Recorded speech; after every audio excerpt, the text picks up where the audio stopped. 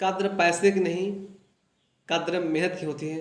Hello दोस्तों, मैं हूं गुरु जी। आज आप सामने कहानियाँ लेके आए हैं। आशा करता हूँ आप इसको पसंद जरूर करोगे। यह कहानी एक रोहित नाम की लड़की की है, जो रोजाना अपने पापा से पैसे मांग करके वह फिजूल खर्ची किया करता था, अपने दोस्तों के साथ खूब उड़ाता था।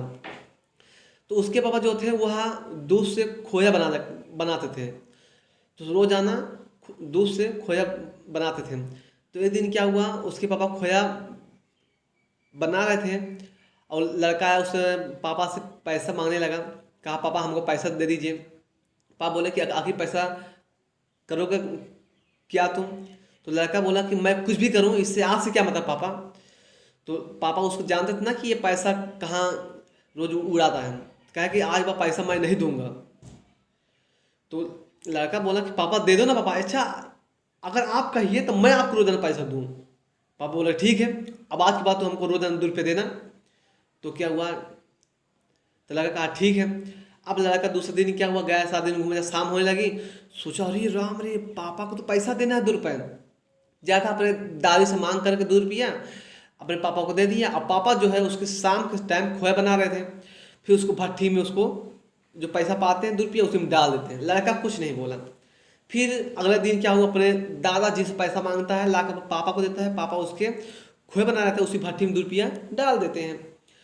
ऐसे धीरे धीरे सिलसिला चलता रहा। किसी ने अपने भाई से, किसी ने अपने बहन से मांगते गया। उसके बाद पैसा ला कर पापा देता, पापा उसकी भट्टी में डाल देते हैं। अब क्या हुआ, एक समय ऐसा है कि उसके उसके घर वाले उसको पैसा देना मना कर दिए। तो वह अपने दोस्तों से पैसा मांगने लगे। जब उसके दोस्त भी मना कर दिए तो क्या हुआ, तो एक दिन क्या हुआ, अगले दिन की एक दिन क्या हुआ, उसके मतलब शाम होने को आ गई, पर उसको पास 2 रुपये नहीं था।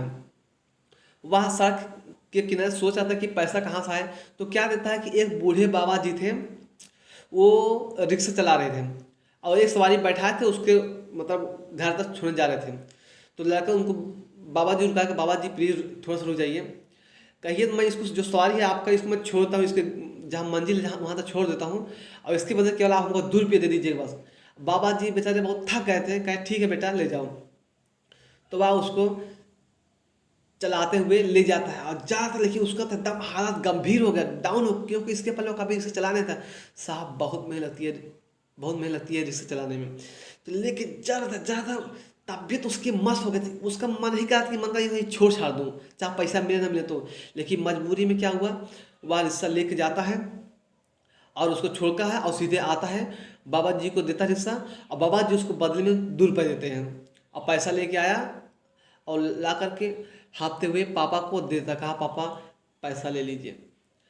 अब पापा उसके बाद मतलब पहले की ही तरह उसको पैसे को भट्टी में जैसे डालने वाले थे, लड़का हाथ पकड़ा था। कहा रुको पापा, प्लीज़ पापा इस पैसे को मत डालना।